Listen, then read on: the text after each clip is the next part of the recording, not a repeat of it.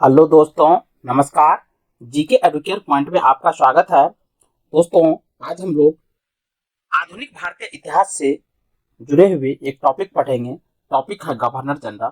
और governor general में आज पढ़ेंगे लॉर्ड इरविन।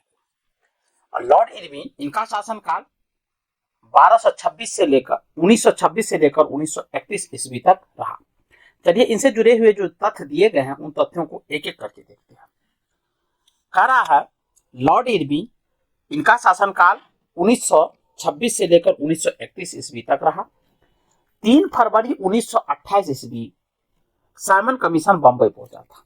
यानी साइमन कमीशन, जो साइमन कमीशन आयोग था, वह 3 फरवरी 1928 को बंबई पहुंचा था। और इस समय लॉर्ड इरविन का शासनकाल था। तो लॉर्ड इरविन के शासनकाल में ही साइमन कमीशन भारत आगमन होता है। लाला लाजपत राय की मृत्यु के बदले में भारतीय चरमपंथियों द्वारा दिल्ली के असेंबली हॉल में 1929 ईस्वी में बम फेंका गया था। जब साइमन कमीशन भारत आता है तो उनके विरोध में भारतीयों के द्वारा उनका विरोध किया जाता है। और उसी विरोध करने वाले भारतीयों में एक लाला लाजपत राय भी थे, जो साइमन कमीशन वापस जाओ का नारा लगा रहे थे लाहौर में। और इसके कारण पुलिस ने उसे लाठी डंडे से पीटता है और जिसके कारण उसकी मृत्यु हो जाती है। और लाला लाजपत राय की मृत्यु के बदला में, यानी बदला लेने के लिए, भारत के जो चरमपंथियों द्वारा जो था, चरमपंथी जो क्रांतिकारी थे, उन लोगों ने दिल्ली के असेंबली हॉल में 1929 ईस्वी में बम फेंक दिया। लाहौर जेल में जतीन दास ने 13 जुलाई 1929 ईस्वी को भूख हड़ताल शुरू की। और वह भूख हड़ताल के 64वें दिन 13 सितंबर 1929 को उनकी मृत्यु हो गई। भूख हड़ताल का कारण भारतीय एवं अंग्रेजों कैदियों के बीच व्यवहार में किया जाने वाला भेदभाव था। देखिए, लाहौर जेल में जो जतीन दास जो क्रांतिकारी थे, उनको बंद करके अंग्रेजों ने रखा था। और 13 जुलाई 1929 को भूख हड़ताल पर इसलिए बैठ गया था कि जेल में जो भारतीय थे और विदेशी अंग्रेज कैदी थे, तो अंग्रेज कैदियों के साथ जो व्यवहार था वो बहुत अच्छा था और भारतीय कैदियों के साथ भेदभाव पूर्ण व्यवहार किया जाता था। जैसे उसको अच्छे खाने नहीं देते थे, उनको वो सुविधाएं नहीं दी जाती थी जो अंग्रेज कैदियों को दी जाती थी। इसके कारण जतीन दास भूख हड़ताल पर बैठ गया और वो भूख हड़ताल पर 64 दिनों तक बैठा रहा। और जो 13 जुलाई को शुरू हुआ 1929 को, वो 13 सितंबर 1929 ईस्वी को 64 दिन भूख हड़ताल के बाद उसकी मृत्यु हो जाती है। याद रखेंगे, 64 दिन तक वो भूख हड़ताल किया था। 1929 ईस्वी में कांग्रेस के लाहौर अधिवेशन में पूर्ण स्वराज का लक्ष्य निर्धारित किया गया और 26 जनवरी 1930 ईस्वी को स्वतंत्रता दिवस मनाने की घोषणा की गई। करा 1929 ईस्वी को कांग्रेस ने लाहौर अधिवेशन में, यानी 1929 का जो कांग्रेस का वार्षिक अधिवेशन होता है वो लाहौर में होता है, और उसी लाहौर अधिवेशन में कांग्रेस ने पूर्ण स्वराज का लक्ष्य निर्धारित किया था और 26 जनवरी 1930 को स्वतंत्रता दिवस मनाने की घोषणा की गई थी। आगे बढ़ते हैं। सविनय अभिज्ञा आंदोलन के दौरान महात्मा गांधी को 5 मई 1930 ईस्वी को गिरफ्तार कर लिया गया था। सविनय अभिज्ञा आंदोलन जो 1930 में स्टार्ट हुआ था, और उसी आंदोलन के दौरान महात्मा गांधी को 5 मई 1930 को गिरफ्तार कर लिया जाता है और 25 जनवरी 1931 ईस्वी को वायसराय इरविन बिना कोई शर्त के उन्हें रिहा कर देता है। उस समय जो गवर्नर जनरल थे वो लॉर्ड इरविन था और गांधी जी को गिरफ्तार किया जाता है और बिना कोई शर्त के, बिना कोई कंडीशन के उनको जेल से छोड़ भी देता है। 12 नवंबर 1930 ईस्वी में लंदन में प्रथम गोलमेज सम्मेलन हुआ और इस सम्मेलन में कांग्रेस ने भाग नहीं लिया था। तो 3 सम्मेलन होता है, प्रथम, द्वितीय और तृतीय। तो प्रथम सम्मेलन 12 नवंबर 1930 ईस्वी में लंदन में होता है, जिसको प्रथम गोलमेज सम्मेलन के नाम से जाना जाता है। और इस सम्मेलन में कांग्रेस के जो, भारत के जो कांग्रेस थे, उनके कोई प्रतिनिधि भाग नहीं लिया था। अगला पॉइंट है, 4 मार्च 1931 को गांधी इरविन समझौता पर हस्ताक्षर किया गया और साथ ही सविनय अभिज्ञा आंदोलन को स्थगित किया गया। अब देखिए, दूसरा जो गोलमेज सम्मेलन होता है वो भी लंदन में होता है, लेकिन दूसरे गोलमेज सम्मेलन में भारतीय राष्ट्रीय कांग्रेस के एकमात्र प्रतिनिधि के रूप में गांधी जी भाग लिए थे। और इसी दूसरा जो गोलमेज सम्मेलन था, इसी में कह रहा है इरविन और गांधी जी के बीच समझौता होता है और समझौते के बदले में गांधी जी की बातों को जब इरविन मान लेते हैं तो गांधी जी सहमत हो जाते हैं कि हम सविनय अभिज्ञा आंदोलन को वापस कर लेंगे या स्थगित कर देंगे या समाप्त कर देंगे। तो स्थगित कर देता है। अब अगला देखिए, नोट में दिया गया है कि नोट वायसराय भवन वर्तमान में राष्ट्रपति भवन, जो आज भारत में राष्ट्रपति भवन है उसको वायसराय भवन कहा जाता था। कह रहा है कि वायसराय भवन वर्तमान में राष्ट्रपति भवन में रहने वाले पहले व्यक्ति लॉर्ड इरविन ही थे। बहुत इंपॉर्टेंट है, याद रखेंगे एग्जाम के पॉइंट ऑफ व्यू से। इस भवन के निर्माण में 17 वर्ष लगे थे और 1931 में इसका उद्घाटन हुआ था। इस भवन का वास्तुकार सर एडविन लुटियंस और हर्बर्ट बेकर थे, इसलिए राष्ट्रपति भवन जो है उसको लुटियंस जोन भी कहा जाता है। अब चलिए अगला वायसराय है उनके बारे में पढ़ते हैं। अगला है लॉर्ड वेलिंगटन। इनका शासनकाल 1931 से लेकर 1936 ईस्वी तक रहा। इसमें दिया गया है कि इसके समय में लंदन में 7 सितंबर से 1 दिसंबर 1931 तक द्वितीय गोलमेज सम्मेलन का आयोजन हुआ। इस सम्मेलन में कांग्रेस ने भाग लिया और कांग्रेस के प्रतिनिधित्व गांधी जी ने किया था। और दूसरे गोलमेज सम्मेलन की असफलता के बाद गांधी जी ने 3 जनवरी 1932 ईस्वी को दोबारा सविनय अभियान आंदोलन प्रारंभ किया। जैसा कि हमने पहले पढ़ा कि लॉर्ड इरविन के ही शासनकाल में गांधी जी और इरविन के जो बीच गांधी जी की जो डिमांड थी उनको इरविन ने पूरा किया और पूरा करने का वादा किया, जिसके कारण गांधी जी ने सविनय अभियान आंदोलन को स्थगित कर दिया। और उसके बाद इरविन के बाद लॉर्ड वेलिंगटन वायसराय बनते हैं और वायसराय जब बनते हैं तो उनके शासनकाल में द्वितीय गोलमेज सम्मेलन ब्रिटेन में होता है।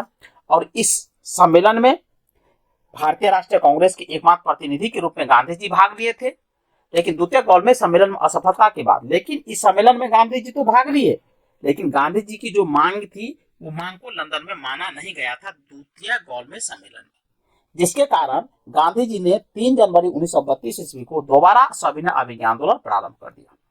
16 अगस्त 1932 ईस्वी में रेमज मैकडोनाल्ड ने विवादास्पद सांप्रदायिक पंचायत की घोषणा की। 1632 में रेमज मैकडोनाल्ड ने विवादास्पद जो सांप्रदायिक पंचायत थे उनकी घोषणा करता है। इसके अनुसार दलितों को हिंदुओं से अलग मानकर उन्हें अलग प्रतिनिधित्व देने को कहा गया था। ये सांप्रदायिक पंचायत क्या था? इसमें दलित जो भारत के दलित लोग थे उनको क्या किया, हिंदू से अलग मान करके उन्हें चुनाव लड़ने के लिए अलग प्रतिनिधित्व देने की व्यवस्था की गई थी और दलित वर्ग के लिए अलग निर्वाचन मंडल का प्रावधान किया गया था। इसीलिए इसको सांप्रदायिक पंचायत कहा जाता है। इससे गांधी जी बहुत दुखी हुए और उन्होंने इसे हटाने के लिए आमरण उपवास आरंभ कर दिया। अंत में एक समझौता, जिसे प्रायः पूना समझौता कहते हैं, किया गया और जिसमें दलित वर्गों के लिए साधारण वर्ग में ही सीटों का आरक्षण किया गया। यानी सांप्रदायिक पंचायत जब पारित किया गया ब्रिटिश सरकार के द्वारा, तो गांधी जी उस समय पूना के यरबदा जेल में बंद थे।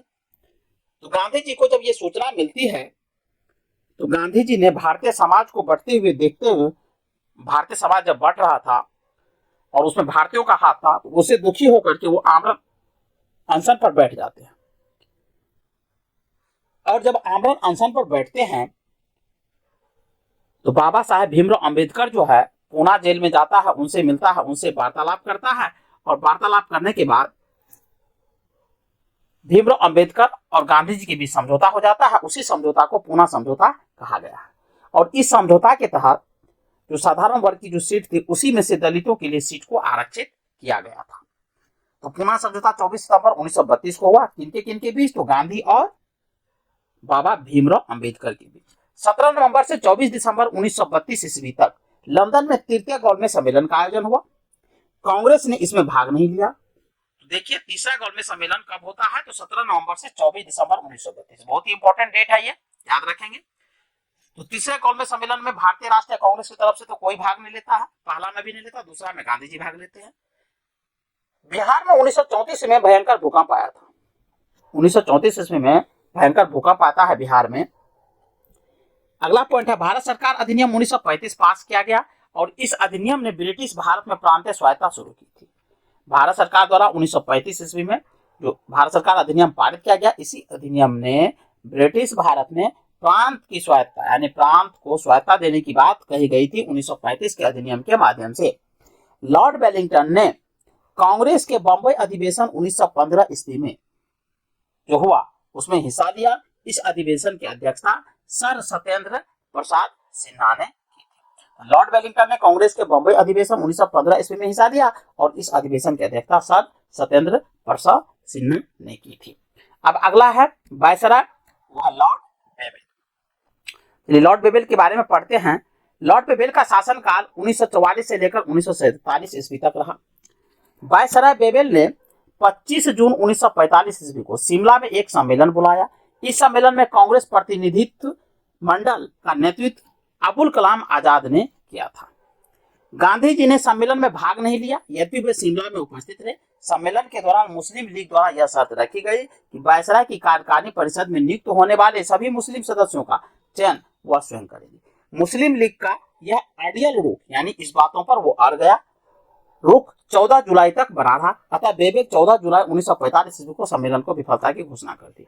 यानी कह रहा है कि मुस्लिम सदस्यों की जो थे आइडियल रूप के कारण ही लॉर्ड बेवेल के शासनकाल में जो ये घटनाएं घटी थी, इसके कारण ये असफल हो गया था शिमला सम्मेलन। आगे बढ़ते हैं। 1945 में बनी क्लीमेंट एटली की अध्यक्षता वाली लेबर पार्टी की सरकार द्वारा की गई प्रथम कार्रवाई के अंतर्गत भारत में आम चुनाव करवाना था।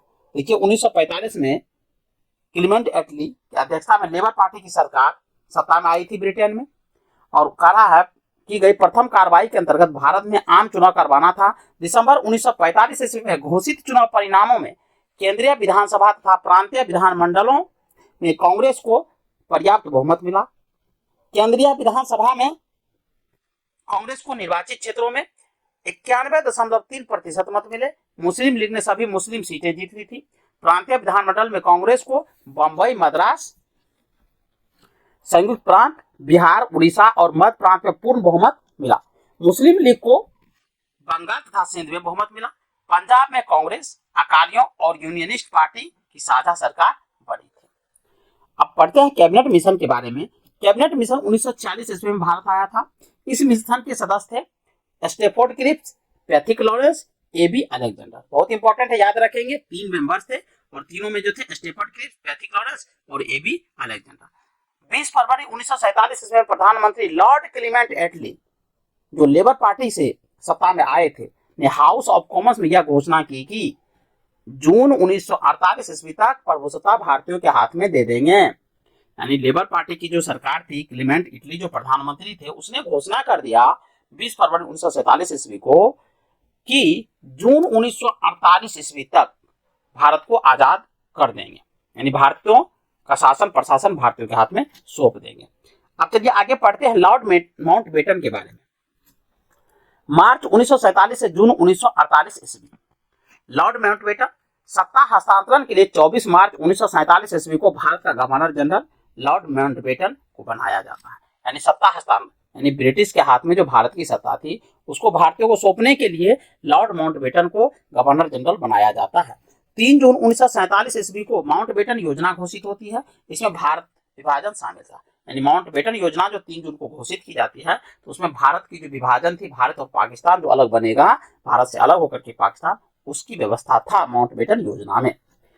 4 जुलाई 1947 ईस्वी को ब्रिटिश संसद में एटली द्वारा भारतीय स्वतंत्रता विधेयक प्रस्तुत किया गया, जिसमें 18 जुलाई को स्वीकृति मिल गई। विधेयक के अनुसार भारत और पाकिस्तान 2 स्वतंत्र राष्ट्र की घोषणा की गई। विधेयक जो था उसमें दोनों राष्ट्रों की बात की गई थी और वो पारित भी हो गया और स्वतंत्र राष्ट्रों की घोषणा भी कर दी गई। 15 अगस्त 1947 ईस्वी को भारत स्वतंत्र होता है और स्वतंत्र भारत का प्रथम गवर्नर जनरल लॉर्ड माउंटबेटन हुए। बहुत इंपॉर्टेंट है, याद रखेंगे। स्वतंत्र भारत का प्रथम गवर्नर जनरल लॉर्ड माउंटबेटन हुए। नोट, स्वतंत्र भारत के प्रथम एवं अंतिम भारतीय गवर्नर जनरल की बात की जाए, ये चक्रवर्ती राजगोपालाचारी हुए थे। याद रखेंगे, बहुत ही इंपॉर्टेंट है।